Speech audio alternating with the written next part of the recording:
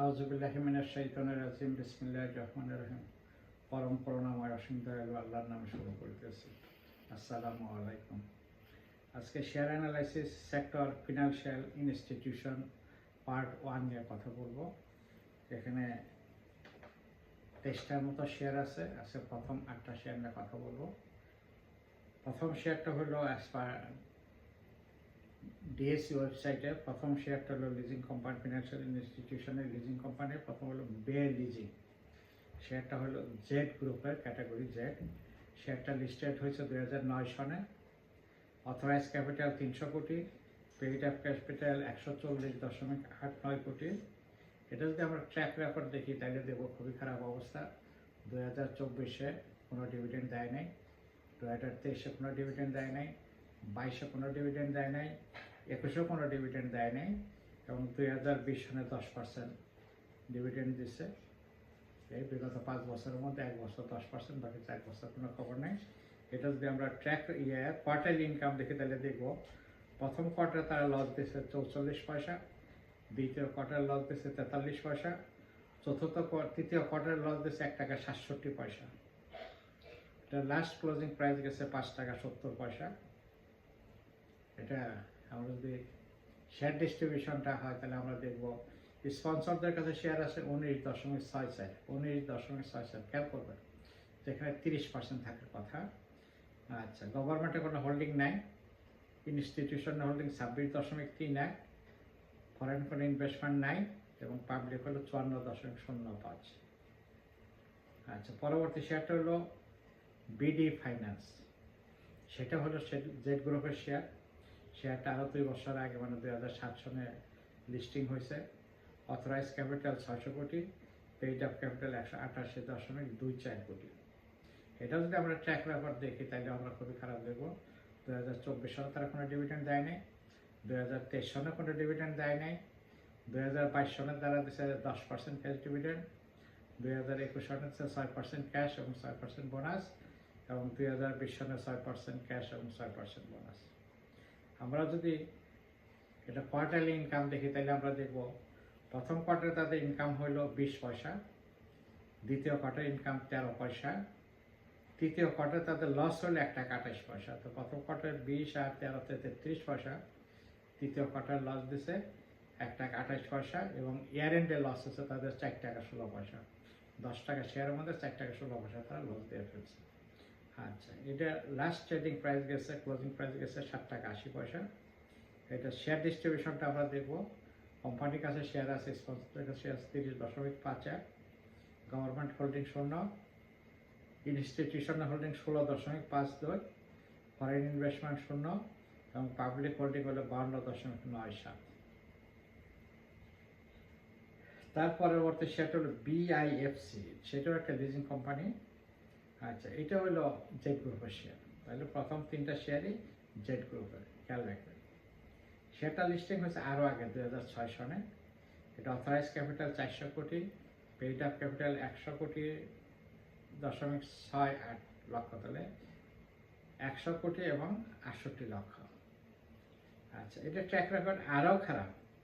বিগত 5 বছর ট্র্যাক রেকর্ডে তারা কোনো বোনাস বা ডিভিডেন্ড ইস্যু করে নেই। 2024-এ 0, 2023-এ 0, 2022-এ 0, 2021-এ 0, 2020-এ 0। যে শেয়ারটা গত 5 বছর থেকে কোনো ডিভিডেন্ড দেয় না, সে শেয়ারটা আমরা কেন কিনি, কেন ট্রেড হয়, বিবেচনা করবেন। আচ্ছা, শেয়ারটার প্রথম কোয়ার্টারে লস হলো 94 পয়সা, দ্বিতীয় কোয়ার্টারে লস হলো 61 পয়সা, তৃতীয় কোয়ার্টার লস হলো 1 টাকা 6 পয়সা। তাহলে প্রথম 3টা কোয়ার্টারে তারা লস দিয়েছে।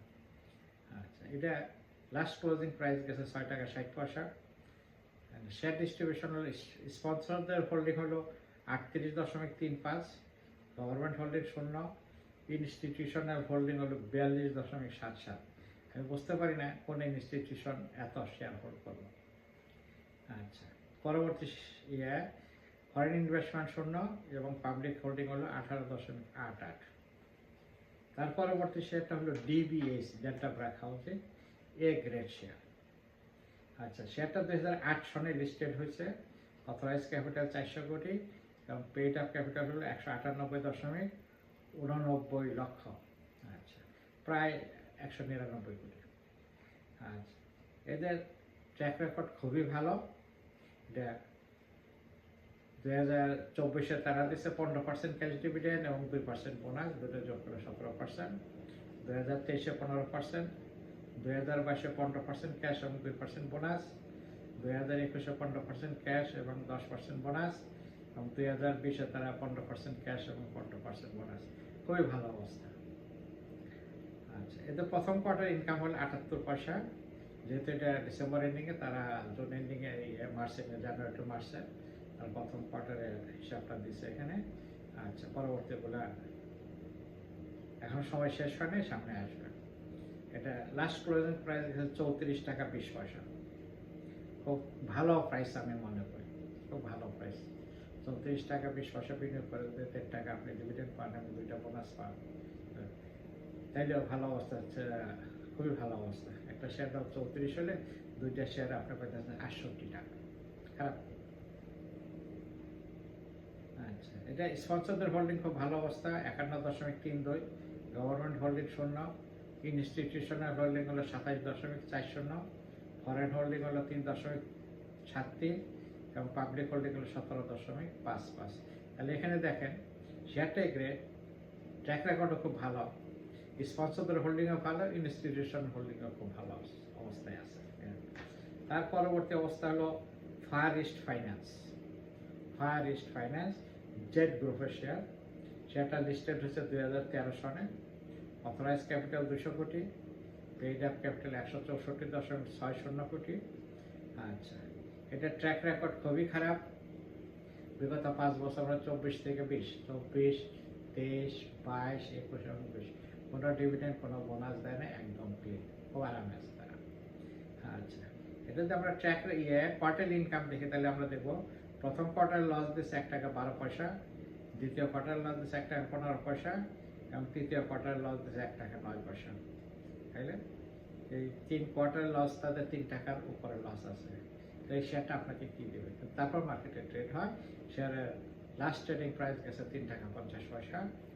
এটা আমরা শেয়ার ডিস্ট্রিবিউশন তাহলে দেখি, তাহলে দেখবো স্পন্সরদের হোল্ডিং আছে 39.74, ভালো হোল্ডিং। গভর্নমেন্ট হোল্ডিং নাই, ইনস্টিটিউশনাল হোল্ডিং হলো 13.19, ফরেন হোল্ডিং নাই, এবং পাবলিক হোল্ডিং হলো 47.07। তার পরবর্তী শেয়ারটা হলো first finance, FAS, first finance Z গ্রুপের শেয়ার। 2008-এ লিস্টিং হয়েছে। অথরাইজ ক্যাপিটাল 210 কোটি, পেইড আপ ক্যাপিটাল 149.07 কোটি। এদের ট্র্যাক রেকর্ড খুব খারাপ। 2024, 23, 22, 21 এবং 22 গত 5 বছরে তার একদম ক্লিন, মুক্ত হস্ত। কোনো ডিভিডেন্ডও দেয় নাই, কোনো বোনাসও দেয় নাই, কোনো রাইট ইস্যু করে নাই।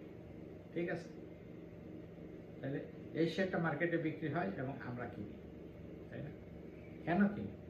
নিজেকে প্রশ্ন করেন। যে শেয়ারটা কিছুই দেয় না, যারা কিছুই দেয় না, তাদেরকে আমরা কেন কিনতে চাই পয়সা খরচ করে? আচ্ছা, এদের কোয়ার্টারলি ইনকাম আরও খারাপ। প্রথম কোয়ার্টার তাদের লস হলো 4 টাকা 43 পয়সা, দ্বিতীয় কোয়ার্টার লস হলো 5 টাকা 41 পয়সা, তৃতীয় কোয়ার্টার তার লস দেখাচ্ছে 5 টাকা 41 পয়সা। তাহলে 5, 5, 4, আচ্ছা 14 রেখে 15 টাকায়, 3টা কোয়ার্টারে তারা 15 টাকা লস দেয়। 10 টাকা শেয়ারে 15 টাকা লস দিলে সে কোম্পানির অস্তিত্ব থাকার কথা কিনা আপনি নিজে চিন্তা ভাবনা করেন। আমার তো মনে হয় অস্তিত্ব থাকার কথা না। আপনি তো একটা দোকান করেন, প্রতি মাসে মাসে যদি লস দেন, জায়গা জমি বিক্রি করে আসলেও তো আপনি এই দোকান টিকিয়ে রাখতে পারবেন না, ব্যবসা টিকিয়ে রাখতে পারবেন না। আচ্ছা, এদের যদি শেয়ার ডিস্ট্রিবিউশনটা দেখি, তাইলে দেখবো স্পন্সরদের কাছে আছে 13.02, যেখানে 30 থাকার কথা সেখানে 13.02 আছে। ঠিক আছে, কেন আছে আমি জানি না, এটা Bangladesh security and exchange commission বলতে পারবে এবং স্পন্সর ডাইরেক্টর যারা আছে তারা বলতে পারবে। জবাবদিহিতা থাকলে হয়তো এটা হইতো না, জবাবদিহিতা না থাকার কারণে এটা হয়েছে। আচ্ছা, গভর্নমেন্ট হোল্ডিং নাই, ইনস্টিটিউশনাল হোল্ডিং 8.39, খুবই কম, ভালো অবস্থা। ইনস্টিটিউট বুঝতে পারছে তারা কোনো যায় নাই, হয়তো বাইরে আসে।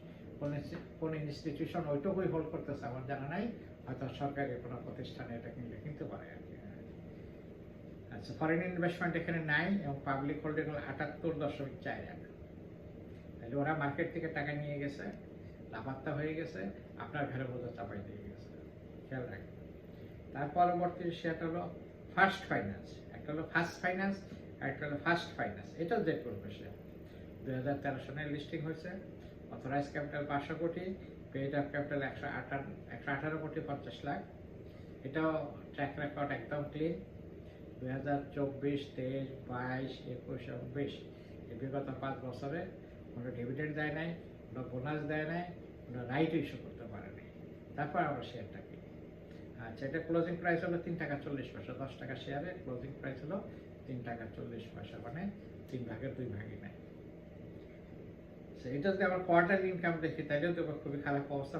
প্রথম কোয়ার্টার তারা লস দিয়েছে 1 টাকা 94 পয়সা, দ্বিতীয় কোয়ার্টার লস হলো 99 পয়সা এবং তৃতীয় কোয়ার্টার লস হলো 1 টাকা 21 পয়সা। তাহলে 3টা কোয়ার্টারই লস। যে কোম্পানির 3টা কোয়ার্টারই লস দেশে আপনাকে কি দেবে? কিছুই দেবে না। তারপর আপনার শেয়ার কিনে কেন কিনে? নিজেকে প্রশ্ন করুন। আচ্ছা, এখানে আমরা শেয়ার ডিস্ট্রিবিউশন যদি দেখি তাহলে আমরা দেখবো স্পন্সরদের কাছে আছে 41.31, গভর্নমেন্টের কাছে কোনো হোল্ডিং নাই, ইনস্টিটিউশনাল হোল্ডিং 20.57, জানি না কে কিনছে। গভর্নমেন্ট সরকারি ফরেন ইনভেস্টমেন্ট নাই এবং পাবলিক ইনভেস্টমেন্ট 38.12। আজকের আলোচনায় লাস্ট শেয়ারটা হলো জিএসপি ফাইন্যান্স। এটাও জেড গ্রুপের শেয়ার। এটাও জেড গ্রুপের শেয়ার। শেয়ারটা লিস্টেড হয়েছে 2012 সনে। অথরাইজ ক্যাপিটাল 200 কোটি, পেইড আপ ক্যাপিটাল 157.07 কোটি। আচ্ছা, এটার ট্র্যাক রেকর্ড খুবই খারাপ। প্রথম তারপরে 24 থেকে 21 পর্যন্ত 4 বছরে তারা কিছুই দেয় না, রিক্ত হস্ত, মুক্ত হস্ত, নো ডিভিডেন্ড, নো বোনাস। 2024, 2023, 2022 এবং 2021। আচ্ছা, 2020 সনে তারা 10% ক্যাশ ডিভিডেন্ড দিয়েছে, আর তারপর আর কোনো খবর নেই। আচ্ছা, শেয়ারটা লাস্ট ক্লোজিং প্রাইস গেছে 5 টাকা। 10 টাকা শেয়ার 5 টাকা। আচ্ছা, এটা যদি আমরা একটা দেখি, কোয়ার্টারলি ইনকাম দেখি, তাহলে প্রথম কোয়ার্টার লস দিয়েছে তারা 1 টাকা 11 পয়সা, দ্বিতীয় কোয়ার্টার লস দিয়েছে তারা 1 টাকা 67 পয়সা, তৃতীয় কোয়ার্টার লস দিয়েছে তারা 3 টাকা 51 পয়সা। তাহলে প্রায় 7-8 টাকা লস দিয়ে ফেলছে। 10 টাকা শেয়ার 7-8 টাকা লস দিয়ে ফেলে কি থাকবে? আপনি নিজে একটা পান দোকান, মুদি দোকানের কথা চিন্তা ভাবনা করেন। প্রতি মাসেই যদি লস হয়, প্রতিদিনই যদি লস হয়, তাহলে আপনার ব্যবসা করে দিতে ঠিক না।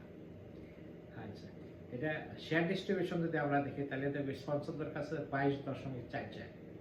যেখানে 30 থাকার কথা সেখানে 22.4 স্পন্সররা কিভাবে শেয়ার বিক্রি করলো? এটা জবাবদিহিতা করতে পারে একমাত্র Bangladesh security and exchange commission এবং স্পন্সর ডাইরেক্টর যারা আছে তারা বলতে পারবে। একদম অনুচিত, এটা খুঁজে বের করা দরকার। এটা যারা করছে তাদেরকে শাস্তির আওতায় আনলে বাকি শেয়ার মার্কেট হয়তো রক্ষা পাবে, বাকি শেয়ার করে হয়তো রক্ষা পাবে। আচ্ছা, গভর্নমেন্ট হোল্ডিং নাই, ইনস্টিটিউশনাল হোল্ডিং হলো 26.98, খুব ভালো অবস্থা। ফরেন ইনভেস্টমেন্ট নাই এবং পাবলিক হোল্ডিং হলো 50.58।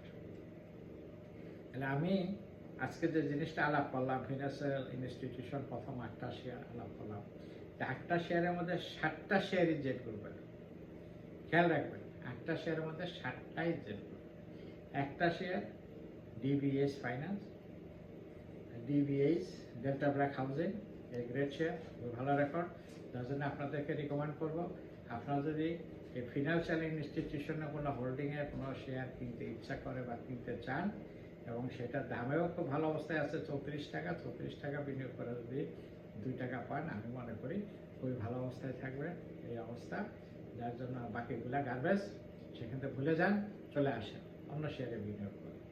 আপনার টাকা আপনি বিনিয়োগ করুন। আমার টার্গেট, আমার ইচ্ছা শুধু আপনাদেরকে দেখিয়ে দেওয়া কোনটা স্বর্ণ, কোনটা রূপা, কোনটা তামা। আপনারা হয়তো বুঝতে পারবেন আজকে যারা জেড গ্রুপের শেয়ার নিয়ে কথা বললাম, সবগুলি আপনারা তামা পিতল কিনছেন কিসের দামে? স্বর্ণের দামে। আর স্বর্ণ আজকের আলোচনায় একটাই, সেটা হলো ডিবিএস। আশা করব আপনার আমার ভিডিও শুনলে পরে আপনার সিদ্ধান্ত নিতে সুবিধা হবে, আপনি কোন শেয়ার কিনবেন আর কোনটা কিনবেন না। সম্পূর্ণ ইচ্ছা আপনার। আমার শুধু আপনাদেরকে দেখিয়ে দেওয়ার চেষ্টা করা যে কোনটা রূপা, কোনটা সোনা আর কোনটা পিতল বা তামা। আশা করব ভিডিওটা ভালো লাগছে। যদি ভালো লাগে তাহলে সাবস্ক্রাইব করবেন। বন্ধু মহলে যারা শেয়ার ব্যবসা করতে চায় বা করে বা ভবিষ্যতে করবে বলে মনে করতেছে বা সিদ্ধান্তহীনতায় ভুগতেছে, তাদেরকে এটা শেয়ার করবেন, তাদের সিদ্ধান্ত নিতে সহজ হবে বলে আমি মনে করি। আর আমার কাছে এমন করে মিরাকল কিছু নাই যে এই শেয়ারটা কিনলেই আপনি লাভবান হবেন, এরকম কোনো মিরাকল আমার কাছে নাই। আপনাকে পোর্টফোলিও সাজাইতে হবে। যদি ফিনান্সিয়াল ইনস্টিটিউশন থেকে পোর্টফোলিও সাজাইতে ইচ্ছা করে তাহলে আপনার একটা শেয়ারের মধ্যে একমাত্র শেয়ার, সেটা আপনি ডিবিএস কিনতে পারেন। আজকের মতো এখানে শেষ করছি। আল্লাহ হাফেজ, আসসালামু আলাইকুম।